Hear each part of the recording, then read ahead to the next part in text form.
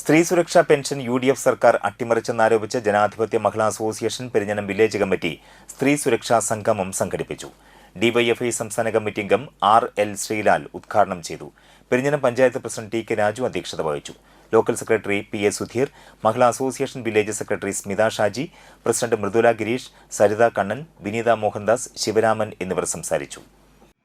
UDFന്റെ പ്രഖ്യാപിത നിലപാട് എന്ന് പറയുന്നത് വലതുപക്ഷ നയങ്ങൾ നടപ്പിലാക്കുക എന്നുള്ളതാണ്.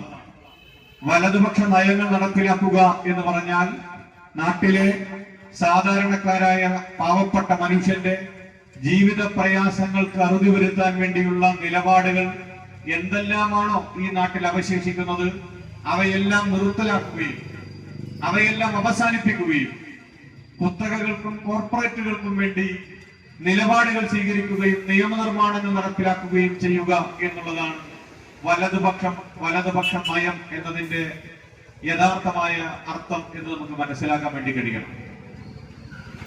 UDFന്റെ നേതൃത്വത്തിൽ ഒരു ഗവൺമെന്റ് ഈ രാജ്യത്ത് നമ്മുടെ സംസ്ഥാനത്ത് അധികാരത്തിലിരിക്കുക എന്ന് പറഞ്ഞാൽ നമ്മുടെ നാട്ടിലെ ഏതെങ്കിലും ഒരു സാധാരണ മനുഷ്യന്റെ ജീവിത പ്രശ്നങ്ങൾക്ക് പരിഹാരം കാണാൻ ഇവരാൽ സാധിക്കും എന്ന് ഏതെങ്കിലും ഒരു മനുഷ്യൻ തെറ്റിദ്ധരിക്കപ്പെട്ടു പോയാൽ അത് തിരുത്തണം എന്ന് അഭ്യർത്ഥിക്കാൻ വേണ്ടി കൂടി ഞാൻ ഈ അവസരം ഉപയോഗപ്പെടുത്തുകയാണ്.